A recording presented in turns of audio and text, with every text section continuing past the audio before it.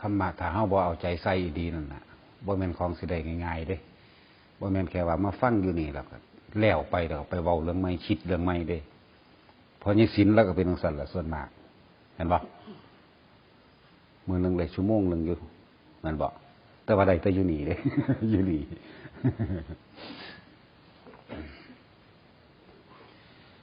มันก็รวมลงคำว่าจิตตัวเดียวนั่นแหละบ่เว้าเรื่องจิตบ่เว้าเรื่องใจเป็นไปบ่ได้เพราะทุกสิ่งทุกอย่างเกิดขึ้นจากจิตจากใจแต่ว่าในความหมายของพวกเฮาสิเข้าใจว่าจังไดเพราะว่าความเคยชินในคำเว้าแบบบ้านๆแบบชาวบ้านเว้ากันใส่ใจแน่ตั้งใจแน่สำนั้นนึงมันก็เลยมองข้ามความละเอียดของโดยธรรม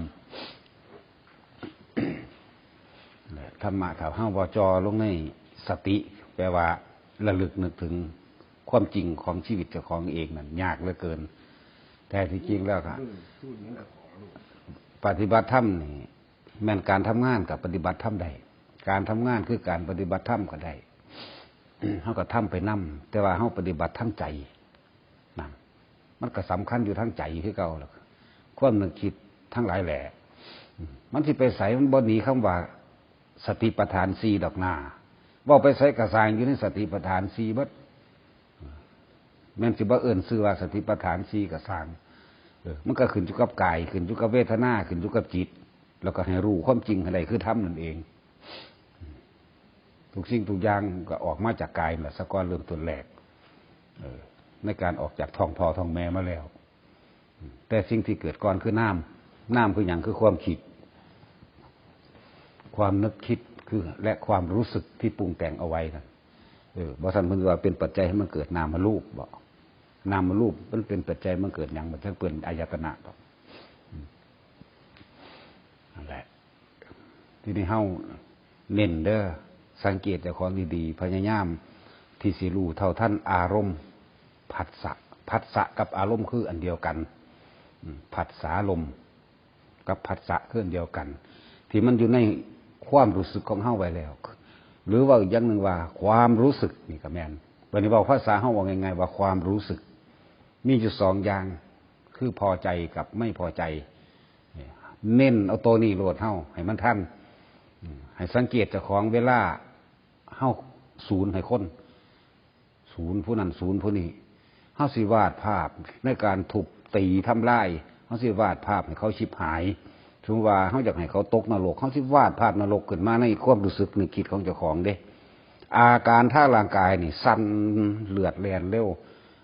อาการทั้งร่างกายออกเห็ดตาดูนตาแดงเลือดตาพุ่นเลือดตาพี่บีปากเบศบยักคิ้วเลี้ยวตาเห็ดทาทางหน้าเกียดจักเตะหุ่นเตะพี่ศูนย์ไปน้ำสิ่งของน้ำอย่างก็มีผู้ใดสิอยู่ใต้อำนาจเจ้าของก็คือลูกคือผัวหรือว่าผู้น้อยกว่าจังสี่ผ่านไปเบิดเด้มีพวกเจ้าสังเกตความจริงมันเป็นจังสี่อยู่แล้วทุกคนเป็นเวลาทุกคนบ่สังเกตพวกเจ้าต้องนึกวาดภาพแล้วเวลาศูนย์ผู้นั้นผู้นี้ศูนย์สั้นแล้วก็เสียงที่ออกมากระทบกระทั่งกระแทกแดกดันผ่านไปเบิดนี่แหละให้พยายามรู้ท่านตัวนี้อารมณ์ความรู้สึกของตัวนี้นี่เป็นภาพที่เฮ้ามโนนึกขึ้นแล้วก็ออกข้างความรู้สึกทางกายพร้อมเน้นจี้เอามันมองนี่ล่ะเพราะต้องไปอีกอย่างมากมันสิเอิ้นวางได้กับสร้างในสื่อหลักการอย่างต่างๆนั่นว่าเฮานึกตามความเป็นจริงเฮาเป็นจังซั่นจริงบ่ทุกคนให้ยอมรับความจริงว่าเจ้าของเป็นหรือบ่เป็นเด้ถ้ายอมรับความจริงใดล่ะคือยอมรับว่าเจ้าของเป็นคำว่าความจริงคือจริงของเจ้าของเองได้บ่แม่นจริงที่เพิ่นว่าจริงของเจ้าของเองเวลาบ่พอใจกับผู้นั้นผู้นี้มานี่ศูนย์เรื่องให้เรื่องหน้านี่สมบัติศูนย์เรื่องผัวเรื่องเมียนี่ก็สมบัติคือกันสมบัติที่มีวิญญาณรู้จักบ่ล่ะกับศูนย์เรื่องให้เรื่องหน้าสมบัติที่บ่มีวิญญาณนี่คือยกตัวอย่างแค่สองชิ้น2สิ่งเวลาเฮาโมโหน่ะคิดเบิ่งเอาจริงหรือบ่จริงเท่านั้นแหละเป็นจังซั่นบ่ล่ะอีเย็นมึงเป็นจังซั่นอีหลีบ่พ่อฟาดของกับฟาดพ่อเวียงหยังกับเวียงได้แม่นบ่พ่อลูกอยู่ใกล้กับด่าลูกไปเลยเนาะ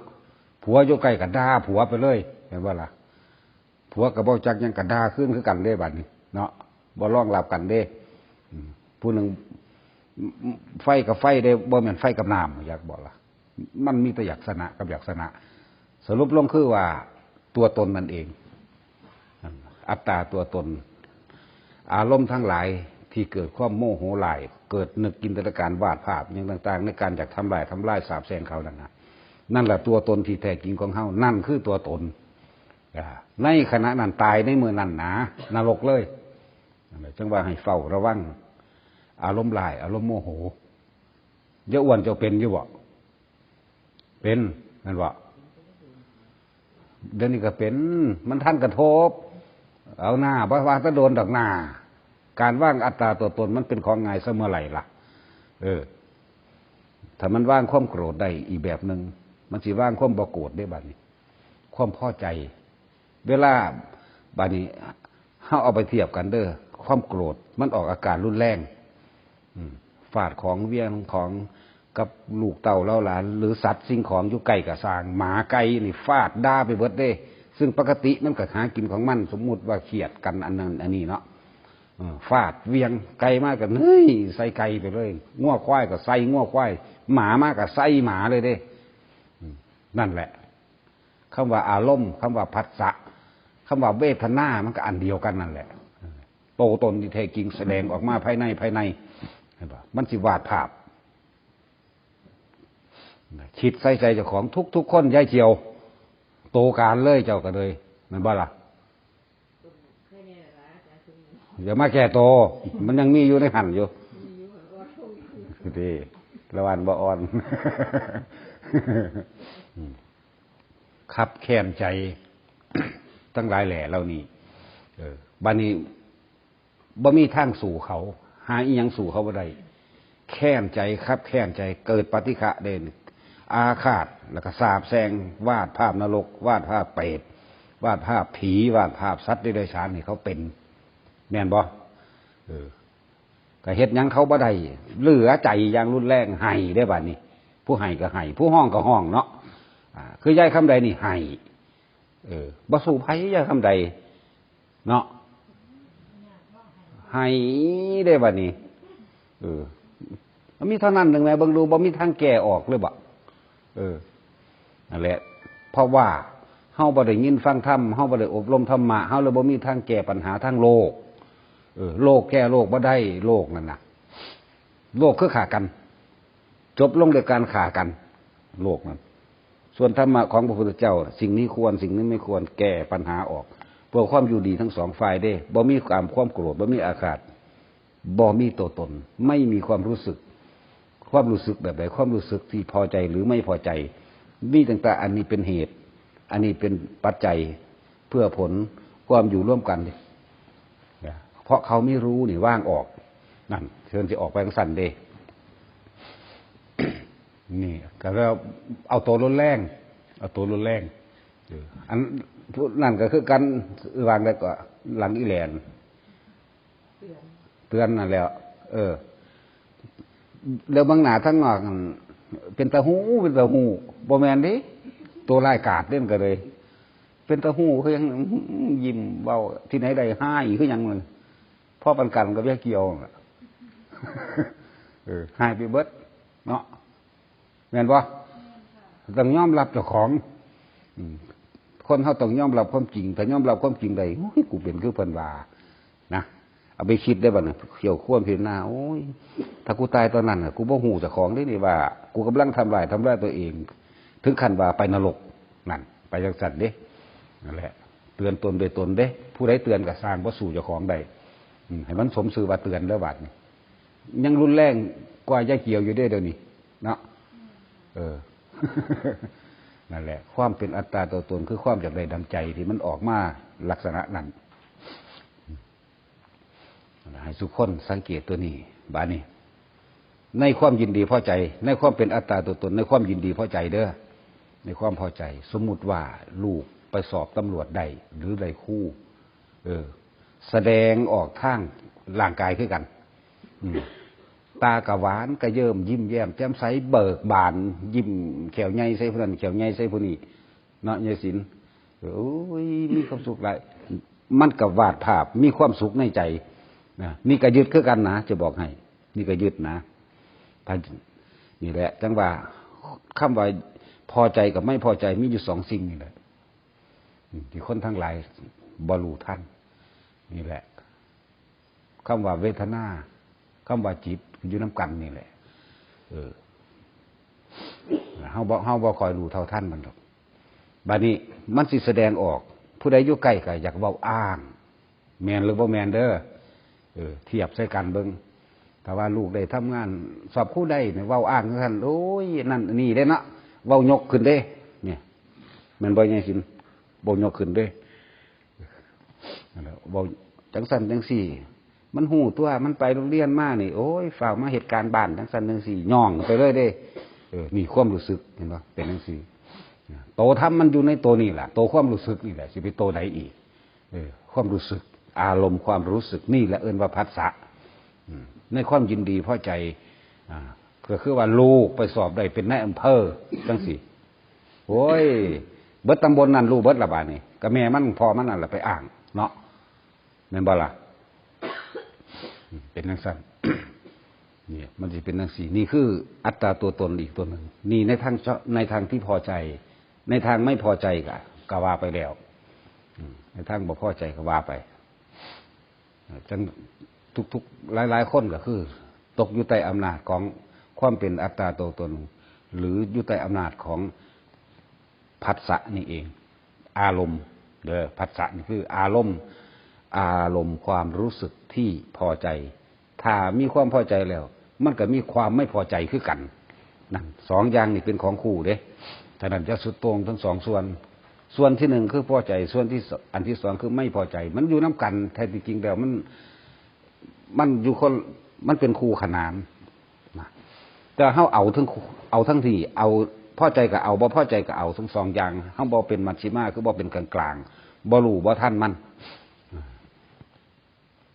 นี่คืออารมณ์ทั้งโลกเป็นจังซี่เข้าใจบ่ล่ะอารมณ์ทั้งโลกอันว่าอย่าลง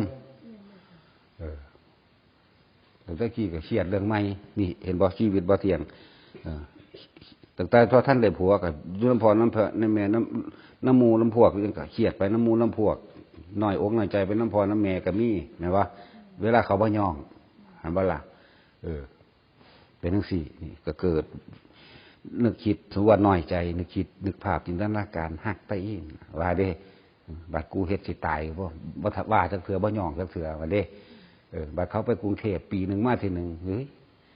นึกแค้นใจแบบน้อยใจอยากว่าแบบน้อยใจเศร้าหมองใจกูไปมั่งคือว่าเนาะ กูไปมั่งคือกันเด้บัดนี้เนี่ยเห็นบ่เวียงสั้นเด้มีอารมณ์ทั้งโลกเป็นจังซั่นโลกน่ะคือถือเอาความแพ้ถือเอาความชนะถือเอาตนเป็นใหญ่โลกเป็นจังซั่นจริงๆให้เปรียบเทียบเบิ่งตามประสบการณ์จริงและชีวิตจริงของเจ้าของในอารมณ์ความรู้สึกต่างๆที่มันผ่านมาจริงหรือว่าจริงก็เอาน้อมเข้ามาทั้งเบิดนี่คือความยึดมั่นถือมั่นนั่นยึดมั่นถือมั่นกับตัวตนกันเดียวกันอีกล่ะอันเดียวกันบอกไปแนวใดก็เปลี่ยนศัพท์เว้าซื่อๆใจว่าล่ะผัสสะอารมณ์ความยินดีพอใจนี่มาร่วมอยู่นี่กับอารมณ์ความไม่ยินดีพอใจแค้นใจเจ็บใจอันเดียวกันผัสสะเพิ่นเรียกว่าให้รู้เท่าทันผัสสะอันเกิดจากอายตนะเลยทุกอย่างเป็นของร้อนตาเป็นของร้อนจักขุเห็นป่ะที่ว่าตาจักขุธาตุรูปธาตุจักขุวิญญาณธาตุเอาจักขุธาตุจักขุธาตุบัดนี้มันไปกระทบรูปกระทบแล้วนี่เกิดความพอใจหรือไม่พอใจได้มันเนี่ยถ้ามีความยินดีพอใจนี่ทั้งสองอย่างจักขุวิญญาณธาตุนี่เข้าความสู่ความรู้สึกแล้วเห็นบ่จักขุวิญญาณธาตุเข้าสู่ความรู้สึกแล้วสุขขังวาทุกขังวามีทั้งสุขมีทั้งทุกข์นั่นถ้ามีทั้งสุขมีทั้งทุกข์แล้วเนี่ยอันนี้จังวาติหมายถึงว่าสิ่งนั้นเที่ยงหรือไม่เที่ยงอันว่าอันนี้จาพันเตมันบอกไม่เที่ยงพระเจ้าข้านั่นสิ่งใดไม่เที่ยงสิ่งนั้นเป็นทุกข์หรือเป็นถูกเล่าได้บ้างนี่ บันทุกขังพันเตแม่นบอกเป็นทุกข์เนี่ยเฮาก็รู้อยู่ได้บัดนี้ว่ามันเป็นทุกข์สมควรหรือไม่เนตังมะมะเนโสหมัสสมิได้บัดนี้สมควรหรือไม่ที่เราจะยึดถือว่านั่นเป็นของเราเห็นบ่สิ่งนั้นเป็นของเราบัดนี้โนหิตังพันเตไม่สมควรเจ้าข้าอันคำเว้าเราอยู่เนาะอันแปลนี่แปลได้อยู่เว้าได้อยู่แต่เอาความรู้สึกจริงเด้เอาความรู้สึกจริงพี่เด้ในการละกิเลสแท้ๆมันนั่นน่ะการทำความคิดเห็นให้ถูกให้ตรงกับความรู้สึกที่ผ่านมามันแมนความเพลินเว้ยนี่บัดนี้มันแมนความเพลินนี่แค่ความคิดเห็นเด้อมันแมนความเพลินอิหลีแต่ว่าเวลาอารมณ์กระทบจริงเฮาสิทันหรือบ่ทันเนตังมะมะเนโสหมัสสมินี่เฮาสิละท่านบ่สมควรหรือไม่ที่ว่านั่นเป็นของเรานั่นเป็นตัวนั่นเป็นตนนี่เป็นเขานี่เป็นเราเข้าใจบ่นี่อารมณ์กระทบคือปัจจุบันนั่นเองตาไปเห็นคนที่เคยสร้างกันบ่นี่เนาะศูนย์ขึ้นรถได้เนาะเห็นบ่ยายศิลป์เจ้าศูนย์อยู่บ่บ่ท่านได้ลดลงคืออย่าเกี่ยวจักหน่อยเลยบ่แล้วเกี่ยวแล้วลดลงจักหน่อยเด้ยายเตือนแล้วก็เพิ่มขึ้นตีโอ้นึกว่าบ่ลดมาเป็นปีนึงแล้วบ่ลดแล้วเศร้าหนีไปทั้งใดก็ไปสิไปตายใส่ก็ไปลดต้องให้มันได้ผลในการปฏิบัติธรรมแล้วก็ต้องยอมรับความจริงพร้อมว่าเจ้าของเป็นจังซี่อีหลีเนี่ยไปทำความคิดเห็นเนี่ยมันตรงลดได้จริงหรือบ่ลดได้จริงให้สังเกตความรู้สึกเจ้าของเองเด้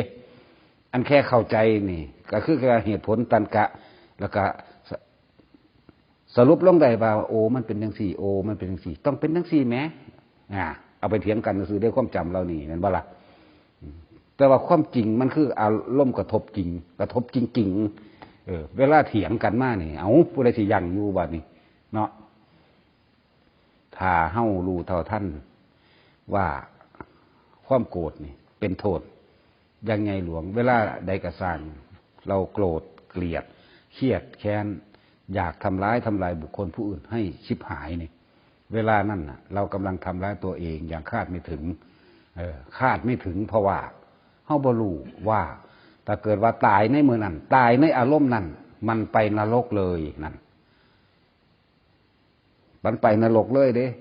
บุญที่เฮ็ดไว้หลายมันได้กระสร้างมันบ่ได้คิดพอรู้จักบ่ล่ะบ่คิดพอเด้พูดมันเอาอารมณ์ปัจจุบันมากระทบนั่นแหละจึงให้รู้เท่าท่านโทษของมันโทษ บัดนี้มันสิพิษกันไปเดือนหนึ่งกระสร้างได้บัดนี่แรงกระทบจบไปแล้วแรงกระเทือนนั้นยังอยู่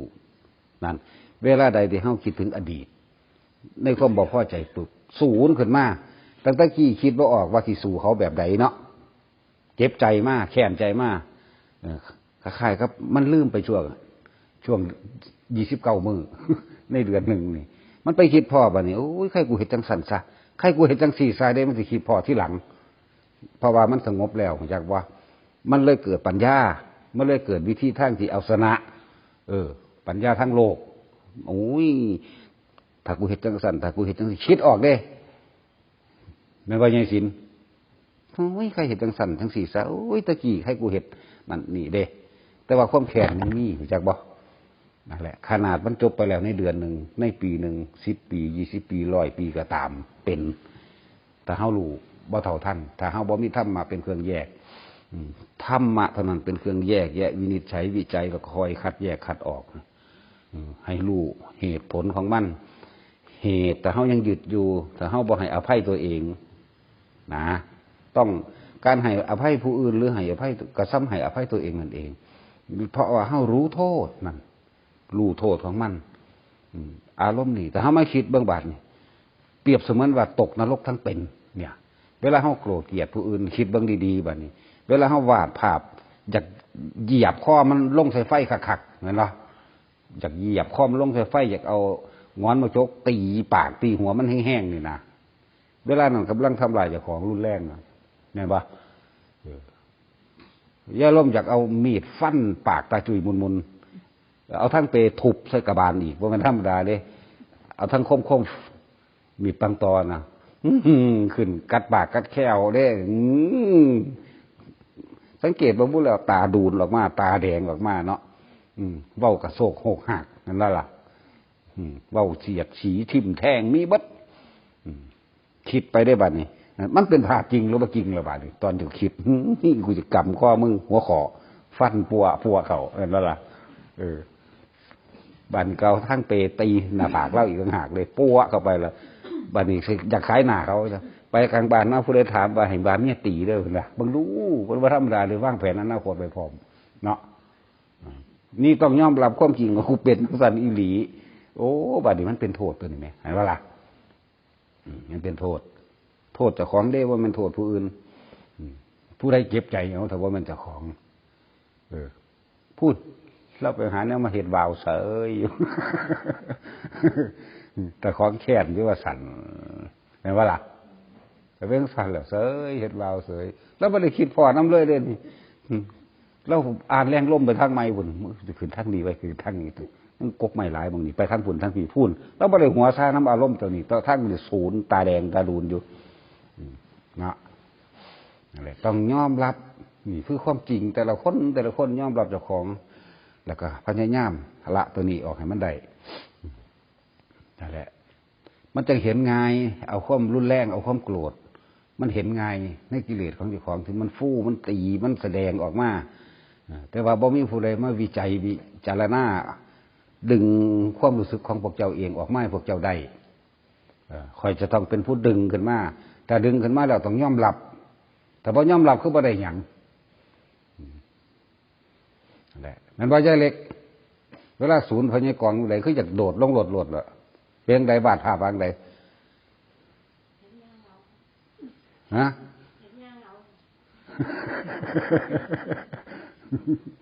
ศูนย์อยากโหลดรถจอดศูนย์ตาดูนตาแดงแล้วก็สิทธิ์หัวฟับสิทธิ์ออกตากับตัวตูนออกเนาะเห็นปะเหมือนพญากรยังฟาดเอาสร้างคนพอคนแมงแล้วศูนย์ก็เก่าอีกเห็นปะล่ะหุ้ยนั่นแหละไฟใหม่เห็นปะนี่แหละสังเกตว่าดีๆรถได้ยั้งบ่เดี๋ยว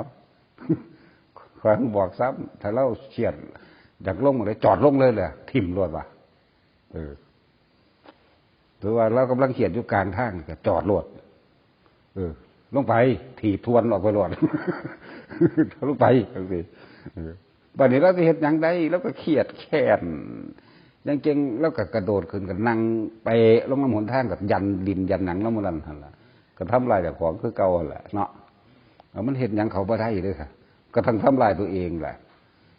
ทั้งภายนอกภายในเด้ผู้เฒ่าหันคงเป็นสันดีๆได้เวลาด่าลูกด่าหลานเขาบ่เห็ดน้ำเครียดศูนย์ให้เขาออกไปประจานเขาความนั่นความนี่วันเมืองมาเบิ่งเลยจังสันจังสี่นี่ระบายออกไปทั้งนอกนะแต่ก็ทำทานลมทำทายอย่างมันเบิ่งทั้งที่แสดงเรียกร้องความสนใจนั่นอัตตาตัวตนเยอะแยะแนวบนนี่เอาแต่ความเป็นเถ่าเอาแต่ความว่าเป็นแม่เป็นอย่างมามึงมาขอข้ามากูเลยว่าดิม่านยาเจ้าเลยสาไถแต่ของกำลังเอาไฟใหม่หัวแต่ของยังบลูนั่นแหละจะว่าได้ว่าพวกเถ่าๆเรากิเลสตัณหาสิลดตามความเถ่ามันบลดเลยมันเพิ่มขึ้นหลายกว่าเก่าอีกเพิ่มขึ้นน้ำลูกเพิ่มขึ้นน้ำลูกเขยเพิ่มขึ้นน้ำลูกไผ่ที่จะว่าคำว่าเพิ่มนี่มันจะเอาชนะเขาเบิดทั้งลูกไผ่ลูกเขยบัดนี้ได้หลานมาเพิ่มไปน้ำหลานหลานบ่ฟังข่วมก็จมกระดาเด้ไม่ได้คิดว่าสิลาออกเลยบัดนี้มีเหรียญมาอีกเพิ่มไปน้ำเหรียญไม่ได้คิดสิสลดใจเด้มีแต่เก็บเขามาอยากเอาชนะเขาทั้งเบิดนั่นแหละแม่นบ่ยังสินจมมันก็เสยแล้วมันก็เห็นหน้าตาแมบเบิ่งขึ้นทั้งเงินดินตายไปแล้วโอ้ยนั่นแหละธรรมะ เป็นให้เบิ่งกายเจ้าของความรู้สึกเจ้าของคือเวทนาเบิ่งจิตคือความคิดของเจ้าของเองมันสิเข้าสู่ความจริงขนาดใดคือธรรมนั่นเองความจริงสัมมาหรือความจริงมิจฉาสิละหรือสิยึดนี่มันลงไปตัวนี้ต่างหากล่ะเนี่ยจี้ลงในความรู้สึกนึกคิดโลด มันบ่ไปใส่มันอยู่นี่มันอยู่ในความรู้สึกนึกคิดนี่เองที่สิยึดมั่นถือมั่นหรือสิปล่อยวางแต่เฮาปล่อยได้ตัวหนึ่งมันก็ถลอกไปเบิดตัวนี่แหละบัดนี้ตามความหนักความเบาเข้าใจว่าใจคำใดบัดนี้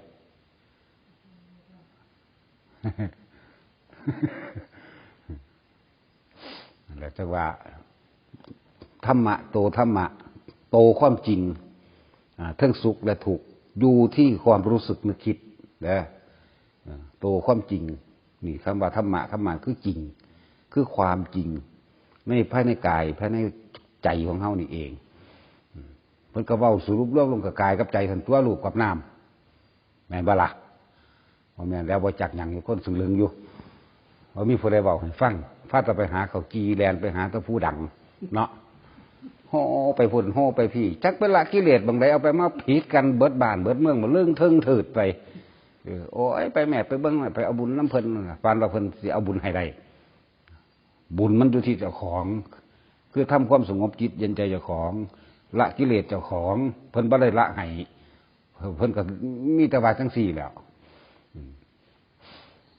เพิ่นก็มีแต่บอกเฮ็ดเอาเท่านั้นแล้วบ่ได้ว่าสิเฮ็ดให้ดอกมันบ่ว่าเด้นั่นแหละแม่นบ่ละบาดนี่เขาวัดมา30 ปีได้คำใดจะเข้าไปยังเนาะ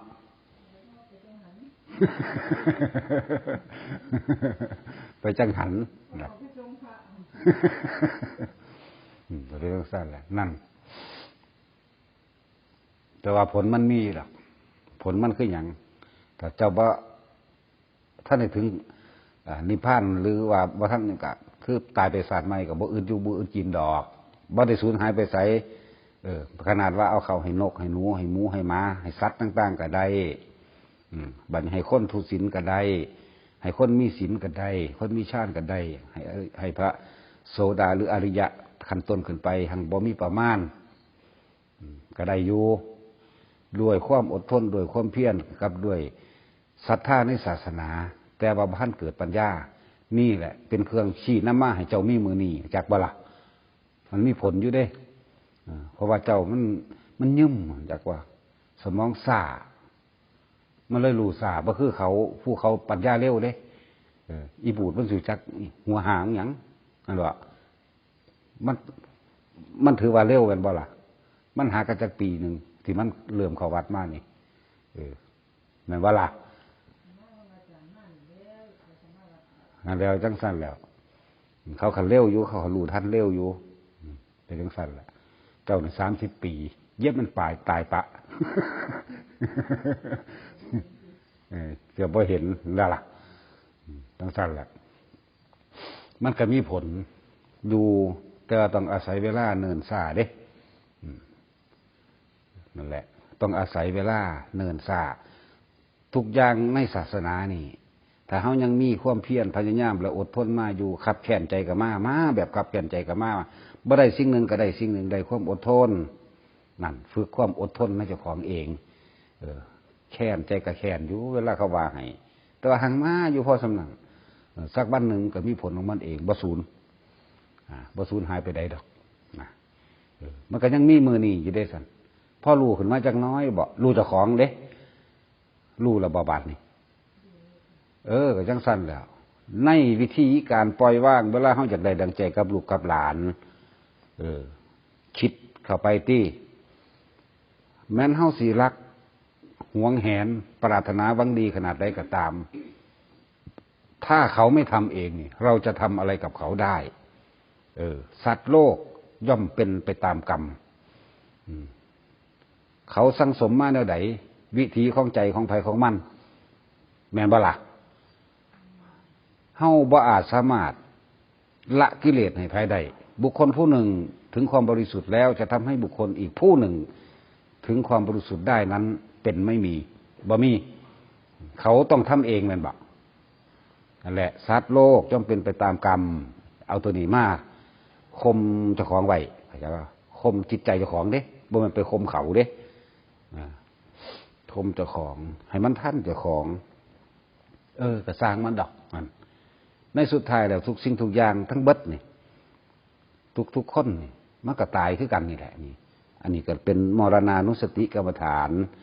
เอาเขามาเตือนเจ้าของเพื่อบ่ให้เจ้าของร้อนรนกังวลจนเกินไปเห็นบ่ล่ะแต่เฮาก็บอกเป็นธรรมดาเฮาก็สอนเป็นธรรมดาสอนเป็นเคืองๆสอนเป็นกลางๆเป็นมัชฌิมาบ่แม่นสอนจนถึงขั้นเจ้าของเป็นเองเด้เข้าใจคำว่าสอนจนถึงขั้นเจ้าของเป็นเองบ่คืออยากให้ลูกอยากให้หลานได้ดีนั่นน่ะถ้ามันไปเฮ็ดจักศูนย์จักสั้นจักเว้าเสียดสีกระแทกแดกดันแม่นบ่เบิดสุแนวทั้งสิเว้าผีหยักขมูขี้ยังเอาออกมาหยัดใส่มันเบิดแต่ของกำลังเป็นเองเด่นนั่นเอิ้นว่าสุดโต่งเด้อถึงขั้นว่าอยากเป็นเองพุ่นล่ะคือเป็นเองพุ่นล่ะจริงๆแล้วมันเป็นเองได้นั่นน่ะแต่โดยอารมณ์ความหลงและโกรธเข้าไปได้หันมันไปนรกเนี่ยให้มันทันแนวมื้อนี้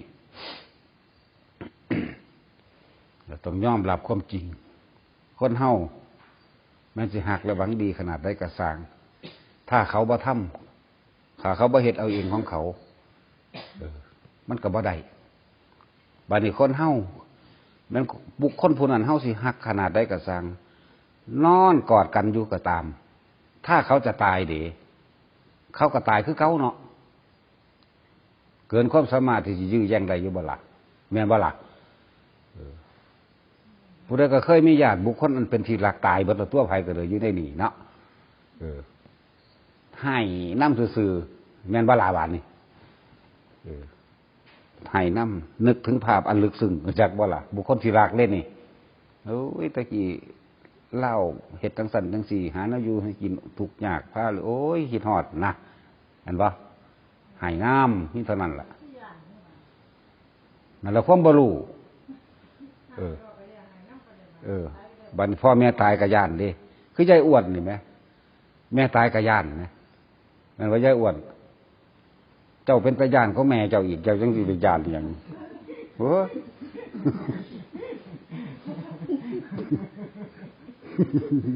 จังซั่นไปย่านอีหยังพ่อแม่ตายย่านพ่อแม่บัดนี้นะโอ้ยนอนเฮือนก็บ่ได้ไปเอาผู้อื่นมานอนนำแม่เอาหลานมานอนนำแม่มันนอนเป็นหมู่กูแล้วกูย่านแม่พุ่นล่ะโอ้ยอีเปียวมันนอนเป็นหมู่กูแล้วกูย่านแม่กูนั่นก็มีบักเลยเนาะมันจะอยากหัวคนขนาดนั้นเด้เนาะเพราะว่าเฮาบ่รู้มันเลยย่านเพราะว่าความเป็นอัตตาตัวตนเพราะว่าความเห็นแก่โตนี่ลึกล้ำเด้ที่เฮาบ่เข้าใจว่าอัตตาตัวตนความเห็นแก่โตต่างๆนานาย่านเจ้าของบ่มีความสุขย่านเจ้าของบ่สบายย่านเจ้าของทุกข์ยากลำบากแล้วก็นึกภาพจินตนาการว่าพ่อกับแม่สิมาเป็นผีแบบเปื่อยๆแม่นบ่ล่ะแล้วก็บ่เข้าใจคำว่าสัตว์โลกนี่ย่อมเป็นไปตามกันคิดถึงสิ่งใดก็ไปตามสิ่งนั้นแม่นบ่ล่ะมาจากเทื่อบ่ล่ะบาดนี้นั่นก็จังซั่นแล้วนี่แหละจังว่าทุกสิ่งทุกอย่างเปลี่ยนแปลงได้ด้วยธรรมของพระพุทธเจ้าถ้าบ่มีพระพุทธเจ้าบ่มีผู้ใดรู้ความจริงในตัวเองเด้ความจริงของโลกความจริงในเจ้าของเองเนี่ยความจริงของสิ่งนอกๆอีกนั่นแหละมีธรรมของพระพุทธเจ้าเท่านั้นจึงบอกว่าธรรมะนี่แปลว่าความจริงที่มันมีในตัวเฮาซึ่งตัวเฮาเองก็ยังบ่รู้ว่าเฮามีความย่านว่าเฮามีความกล้าอีหยังก็สร้างอยู่ในใจของเฮาเองบ่มีนอกจากธรรมะพระพุทธเจ้าเท่านั้นจังสิแยกแยะความผิดความถูกได้แต่ตะกี้พวกเจ้าบ่ได้มีหยังไปวัดนั่นบ่ล่ะไปใส่บาตรไปจังหันไปตั้งปิ่นโตลงแล้วก็เว้าพื้นกันยึงยางมันจะเป็นทุกบ้านนั่นแหละมองบ่มีอบรมภาวนากรรมฐานนี่แม่นบ่พวกเจ้าว่ากราบเว้ากันกราบพระผู้นึงกราบอยู่หน้าผู้นึงกราบอยู่หลังยังเว้าพื้นอยู่กราบโดยภาษาอันร่างกายเฮ็ดปอกๆลงไปซื่อๆบ่ได้มีความหมายหยังเด้นั่นน่ะบ่ได้ถึงพระกราบลักษณะนั้นบ่ถึงพระถึงเว้าพื้นกันแต่ผู้ใดบ่เบิ่งก็ดึงตีนกันโอ้ยอย่าคิดเบิ่งเด้อมื้อนั้นโอ้ยอย่าเบิ่งเด้อมื้อนี้อยู่หั่นล่ะอีหลีนี่แหละมันบ่แม่นธรรมชาติบ่จักหยังโว้ย ว่าจักหยังนั่นแหละนั่นกราบจังสันมันยังได้สิไปถึงพระใดกราบจังสันสิไปได้รับความสงบบัตรทั้งใดกราบให้มันถึงกราบพระพุทธเจ้าคือกราบพระธรรมพระธรรมกับพระพุทธเจ้าเป็นอันเดียวกันอันนี้ร่างกายอันนี้เพิ่นเป็นสมมุติขึ้นมาเขารอเป็นอิฐเป็นปูนขึ้นมาเฮาบ่ได้ถือว่าเป็นอิฐเป็นปูนเฮาถือว่าเป็นพระธรรมเป็นธรรมเจดีย์เฮากราบคุณของเพิ่นเด้นั่นแหละความบ่รู้เห็นบ่พอแม่ตายก็ย้านในความย้านสรุปลงย้านแบบใดเอาบัดนี้นั่นแหละย้านเจ้าของบ่มีความสุขแม่นบ่ล่ะย้านเจ้าของเป็นบ้าย้านจะเห็นเปื่อยๆจังซั่นแล้วเวลาเขาเจ้าไปน่ะเขาเจ้านึกถึงหยังเป็นจิตสุดท้ายของเขาเจ้าในอารมณ์ความรู้สึกสุดท้ายของเขาเจ้าไปตามนั้นมันบ่แม่นมานั่งโกโจอยู่หั่นว่าซั่นก็เต็มโลกอยู่นี่ตัวยังว่าให้สังเกตเวลาพวกเจ้าคิดฮอดผู้อื่นก็คือกันนั่นแหละเขาเจ้าคิดฮอดอินคุมเนาะเจ้าก็ไปอยู่นำอินคุมแล้วล่ะเนี่ยตายปกตรงนี้ก็ไปอยู่นำอินคุมเกิดเป็นฉีกระตือกมันเด้อท่านแม่นบ่ล่ะในท้องคนมีพยาธิตั้งบักหลายชนิดอยู่ในหั่นจักว่ามันบ่มีหม้องเขาก็เข้าหั่นแล้วจังซั่นล่ะวันนี้อารมณ์ความรู้สึกเขาเจ้าคิดฮอดให้ฮอดหน้าเวลาเขาเจ้าตายเขาเจ้าก็ไปอยู่น้ำให้น้ำหน้าสะก่อนนั่นแหละเป็นจังซั่นจิตจี้ว่าสิอยู่นี่บัดนี้ผู้นึกถึงบุญถึงกุศลเจ้าของเฮ็ดไว้เด้บัดนี้ยิ้มแย้มแจ่มใสไปสวรรค์แล้วบ่อันพวกไปสวรรค์ส่วนมากบ่ค่อยมาใกล้พวกเจ้าดอกจักบ่อยู่พุ่นมันเลื่อนเรื่องบันเทิงชะแปลว่าหกกามาพจระนี่ผู้พจระนี่ผู้มีความสุขกับกามจักว่าชะกามาพจระสวรรค์สนุกสนานบันเทิงอยู่ทั้งสวรรค์ไผสิมาคิดฮอดพวกเจ้าอยู่หารนางฟ้ากับบักหลายแต่ละวิมานนี่มันสิธรรมดาบ่นั่นว่ายายตุ้ยบ่เคยเห็นนี่คือความบ่รู้ของเฮาเองที่เพิ่นว่าอวิชชาแปลว่าความไม่รู้นี่คือความบ่รู้เด้อมีแต่ญาณกับญาณก็สรุปลงคือญาณตายสรุปลงหม่องสูงสุดของมันคือญาณตายเด้คนญาณเจ็บญาณปวดก็ญาณตายญาณผีก็ญาณตายสรุปลงคักๆโลดนี่ละมันบอกอยู่ของบ่ถูกเพราะว่าความไม่รู้ญาณนั้นก็คือญาณตายนั่นแหละญาณเจ็บญาณปวดก็ญาณตายญาณเป็นโรคก็ญาณตายญาณเห็นผีก็ญาณตายนั่นบ่มันสิสรุปลงสูงสุดแล้วคิดดีๆเด้อพวกเจ้าสิคิดออกคิดทันบ่นั่นแหละบ่แม่นว่าซั่นเดี๋ยวจะพึ่งว่าคิดไปคักๆไปก่อนเนาะแต่นั้น ผู้ใดดูจิตเจ้าของเบิ่งใจเจ้าของคำว่าดูจิตก็สตินั่นแหละเป็นผู้กำกับคำว่าจิตในจิตดูจิตก็คือสตินั่นแหละเอามาเป็นเครื่องกำกับประคองไว้สิ่งนี้ผิดสิ่งนี้ถูกสิ่งนี้ควรสิ่งนี้ไม่ควรก็คือสตินั่นแหละเอิ้นว่าจิตในจิตก็ตามก็คือเอาสติทั้งธรรมนี่สัมมาสติเข้าไปประกอบในความคิดต่างๆที่มันเป็นไปสองอย่างสัมมาสติกับมิจฉาสติมีสองอย่างในความคิดเฮ็ดไปเรื่อยคนบ่รู้นี่เอาบ่รู้อันใดผิดอันใดถูกดอกเฮ็ดไปซะก่อนแต่ว่าบุคคลที่มีธรรมะแล้วนี่ได้ยินได้ฟังธรรมของพระพุทธเจ้าแล้วมีแนวแยกแยะเรียบร้อยแล้วให้เอาสัมมาสตินี่ระลึกถึงคำสอนของเพิ่นมาแยกเอาบัดนี้อันนี้ผิดอันนี้ถูกอันนี้เป็นทางขวางสวรรค์นิพพานอันนี้เป็นทางไปนรกบ่เฮ็ดนี่แยกเอานี่จิตในจิตก็อันนี้แหละสิแม่นหยังนี่สตินั่นแหละระลึกนึกถึงจิตแปลว่าความคิดมันก็คิดไปทั่วที่แต่ว่าบัดนี้เฮาเอาสติตัวนี้คือสัมมาสตินี่เขามาเป็นเครื่องประกอบโอ้มึงคิดแบบนี้บ่ดีเด่นเท่าเห็นปะถ้าจิตดูจิตโดยเอาธรรมเขามาเป็นเครื่องประกอบแล้วนั่นมันก็เป็นมรรคอยู่ในหันสักวันหนึ่งมันก็ท่านของมันเองมรรคผลก็อยู่น้ำกันนั่นแหละมันจะไปใส่นั่นแหละส่วนมากเข้าบ่ได้สนใจเจ้าของเนาะสนใจแต่ผู้อื่นจับผิดแต่ผู้อื่นเป็นจังซั่นบ่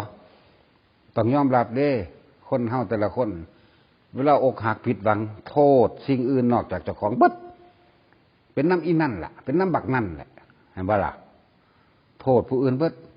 บ่โทษเจ้าของบ่นอมเข้ามาเบิ่งเจ้าของเด้ความยึดมั่นถือมั่นในตัวตนคือเก่าอัตตาตัวตนคือเก่าแล้วก็โทษผู้อื่นเบิดคนทั้งหลายคนทั้งโลก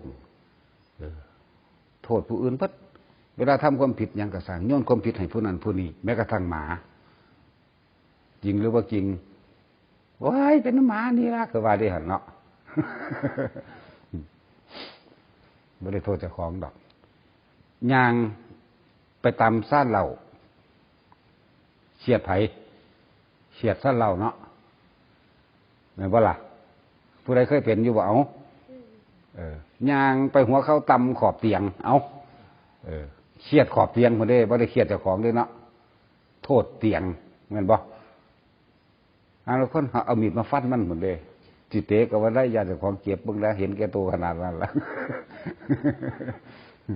กำขางเฮี้ยนยังสิศูนย์ให้ขางเฮี้ยนนั่นโทษไปบัดแม้กระทั่งใหม่มันอยู่ซื่อๆนั่นว่าล่ะย่างไปเหยียบน้ำกันด้าม้าสีแม่มึงผู้ใดน้ำมาถิ่มเขาว่าได้เนาะคนพ่อคนแม่มึงได้เอาน้ำมาควักกูเถอะว่าได้บ่โทษเจ้าของได้คนนั่นแหละถ้าเฮาจับผิดเจ้าของใด